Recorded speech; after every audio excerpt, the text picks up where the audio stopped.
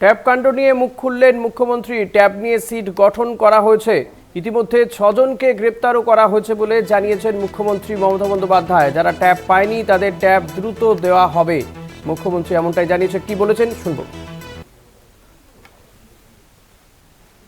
Tab নিয়ে seat গঠন করেছে, এটা অ্যাডমিনিস্ট্রেশনের কাজ, অ্যাডমিনিস্ট্রেশনকে করতে দিন। এটা মিডিয়া ট্রায়ালের ব্যাপার নয়। এর মধ্যে মহারাষ্ট্রেরও অনেক প্রজেক্ট ওরা হাইজ্যাক করেছে, অন্যান্য রাজস্থানেরও করেছে, সব স্টেটের থেকে হাইজ্যাক করেছে। এই গ্রুপটাকে আমরাই ধরতে পেরেছি। সুতরাং আমাদের administration is very strong, rough and tough.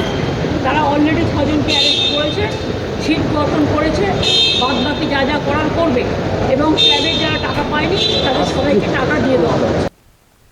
মুখ্যমন্ত্রী মমতা বন্দ্যোপাধ্যায় তিনি বললেন যে ট্যাব দুর্নীতি ইতিমধ্যেই সিট গঠন করা হয়েছে, 6 জনকে গ্রেপ্তারও করেছে পুলিশ। যারা ট্যাবের টাকা পায়নি তাদের অ্যাকাউন্টে টাকা দিয়ে দেওয়া হবে বলে মুখ্যমন্ত্রী আশ্বাস দিয়েছেন। কথা বলবো, রীনা কুমার রয়েছেন আমার সঙ্গে টেলিফোনে। রীনা, মুখ্যমন্ত্রী মমতা বন্দ্যোপাধ্যায় তিনিও যে এই বিষয়টি নিয়ে উদ্বিগ্ন সেটা পরিষ্কার তার কথা থেকে, এবং তিনি এই নিয়ে বৈঠকও করেছিলেন। তিনি আজকে আশ্বস্ত করেছেন ছাত্রছাত্রীদেরকে যারা ট্যাবের টাকা পাননি তাদের অ্যাকাউন্টে টাকা দিয়ে দেওয়া হবে।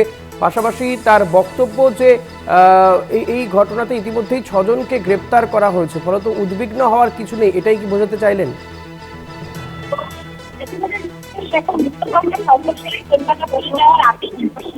একটু যদি সরে গিয়ে কথা বলো। মমতা বন্দ্যোপাধ্যায় যাওয়ার আগে বাগডোগরা বিমানবন্দরে সেখানে সাংবাদিকদের মুখোমুখি জানান যে এই যে ট্যাক্স দুর্নীতি হচ্ছে তা নিয়ে কিন্তু থাকো তুমি আমাদের সঙ্গে। মুখ্যমন্ত্রী মমতা বন্দ্যোপাধ্যায় কি বলেছেন আরেকবার শোনাবো।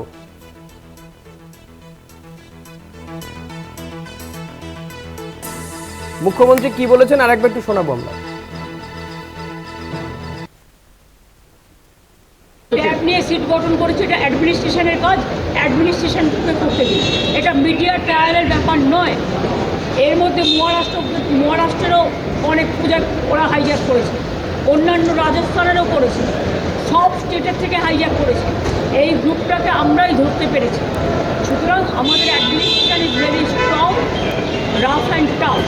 তারা অলরেডি 6 জনকে অ্যারেস্ট করেছে, সিট গঠন করেছে, বাদ বাকি যা যা করার করবে, এবং ট্যাবে যারা টাকা পায়নি তাদের সবাইকে টাকা দিয়ে দেওয়া হবে। ট্যাব নিয়ে সিট গঠন করেছে, এটা অ্যাডমিনিস্ট্রেশন। রীনা রয়েছেন আমার সঙ্গে। রীনা, মুখ্যমন্ত্রী অর্থাৎ ছাত্রছাত্রীদের মধ্যে কোথাও গিয়ে একটা তো উদ্বেগ তো রয়েছে, তারা উদ্বিগ্ন, মূলত তাদেরকে কি আশ্বস্ত করতে চাইলেন তাদের উদ্বেগের কিছু নেই, তারা টাকা পেয়ে যাবেন?